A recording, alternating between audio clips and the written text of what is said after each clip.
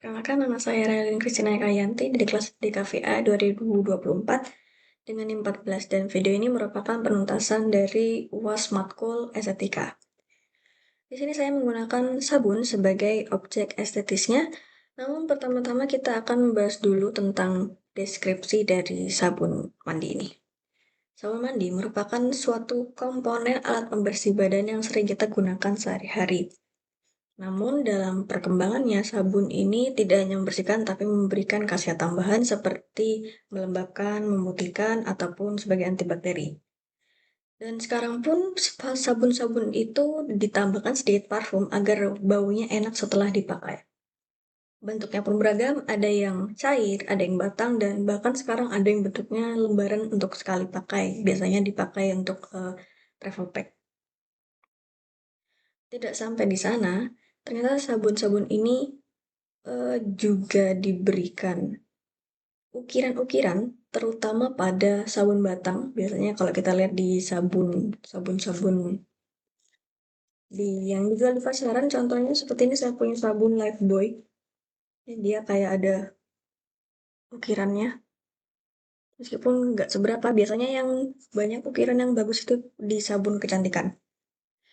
Selain itu juga warnanya pun sekarang juga bervariasi. Contohnya ini warnanya merah. Saya ada lagi sabun tapi di kamar mandi warnanya putih. Ya, warnanya sangat beragam sekarang itu. Dan pertama kita akan membahas tentang sejarahnya dulu. Ternyata sabun itu sudah ada sejak di era Mesopotamia, bahkan sebelum Mesir kuno.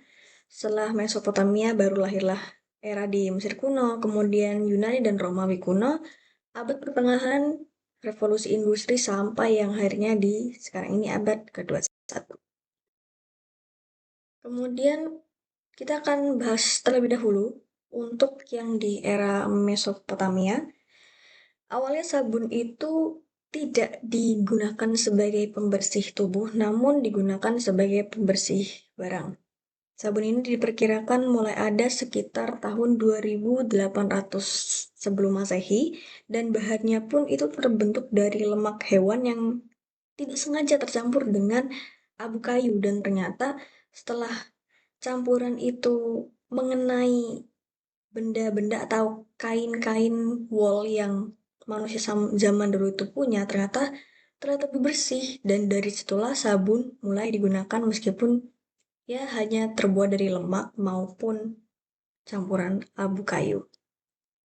Kemudian pada era Mesir kuno, sabun ini mulai digunakan sebagai sabun untuk mencuci tubuh, tapi bahannya pun masih belum yang sangat modern. Bahannya itu masih terbuat dari minyak nabati ataupun garam alkali yang dicampur, kemudian bukan dicampur ya, direbus. Setelah direbus, dia akan dibiarkan mengendap sehingga membentuk padatan yang disebut dengan saponifikasi. Lanjut di era Yunani maupun Romawi kuno, sabun mulai dibuat dari lemak kambing yang dicampur dengan abu kayu, mirip dengan yang di era Mesopotamia, cuma sekarang ini mulai dipakai sebagai alat mandi juga, tapi masih belum dikenal secara luas. Ini sekitar tahun 130 sampai 200 tahun sebelum Masehi. Lanjut di era abad pertengahan, setelah sabun mulai meluas, budaya penggunaan sabun mulai meluas, kemudian ditambah lagi dengan adanya penemuan sabun di Timur Tengah yang lebih baik dan lebih wangi daripada sabun yang digunakan di Eropa. Kemudian orang-orang timur sana membawanya ke Eropa, dan ternyata sabun yang wangi ini dinilai sebagai standar baru dalam sabun mandi, sehingga hanya orang-orang tentu saja, orang-orang bangsa saja yang dapat mengaksesnya karena ya tadi baunya yang lebih wangi daripada sabun-sabun di Eropa pada saat itu, sehingga ini menimbulkan yang namanya eksklusivitas. Kemudian di era revolusi industri mulai ada penemuan baru, yaitu penemuan proses pembuatan alkali oleh Leblanc. Dari awalnya garam biasa itu diproses kimia sehingga menjadi garam alkali, sehingga proses pembuatan sabun menjadi lebih mudah. Sehingga industri pun mulai berkembang dan akhirnya sabun itu mulai bisa dikenal oleh masyarakat luas tanpa harus itu eksklusif untuk kalangan atas.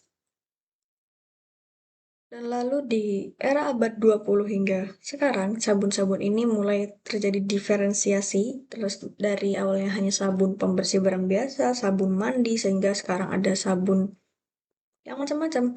Seperti ada sabun cuci kendaraan ada sendiri, sabun deterjen ada sendiri, bahkan kadang sekarang kita ada sabun cuci sepatunya sendiri juga. Dan juga dengan penambahan bahan kimia-kimia lain untuk menambah khasiat selain membersihkan. Contohnya seperti sabun mandi tadi, dia ada sabun untuk melembabkan, ada juga mencerahkan, antibakteri, dan segala macam. Dan kita akan kembali lagi ke konteks awal, kenapa sabun saya jadikan sebagai objek estetis dalam video ini, karena pertama, sabun itu memiliki utilitas atau fungsi. Kedua, dia juga bisa diserap oleh indera. Dan ketiga, dia punya fungsi significance. Apa saja itu? Mari kita bahas satu-satu. Yang pertama ada dari segi fungsi.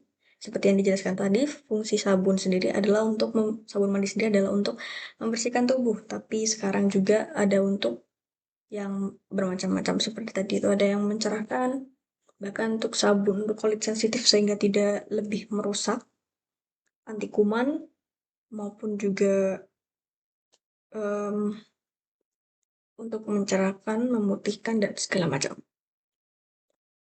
Kemudian bisa diserap indera, maksudnya dikategorikan sebagai benda estetis karena satu, benda ini ada wujudnya, bisa dilihat, dia bentuknya macam-macam dengan berbagai motif ukiran, warnanya juga banyak, itu memanjakan mata, bahkan kadang ada yang bentuknya kayak marble-marble gitu. Dan lagi wangi, penciuman, dan juga bisa diraba. Teksturnya bermacam-macam, kalau ini nggak ada bulir-bulirnya jadi dihalus. Tapi ada beberapa sabun yang mana dia itu ada scrubnya, jadi ada tekstur sedikit kasar. Kemudian efek significance atau pemaknaan, di mana sabun-sabun tertentu, utamanya sabun kecantikan itu punya harga jual yang lebih tinggi. Ini juga masuk ke dalam teori pink tax, di mana biasanya perempuan itu lebih mau menghabiskan uang untuk personal care.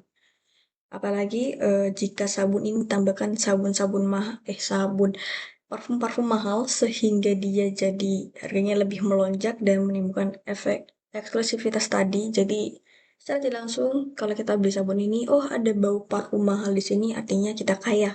Seperti itu.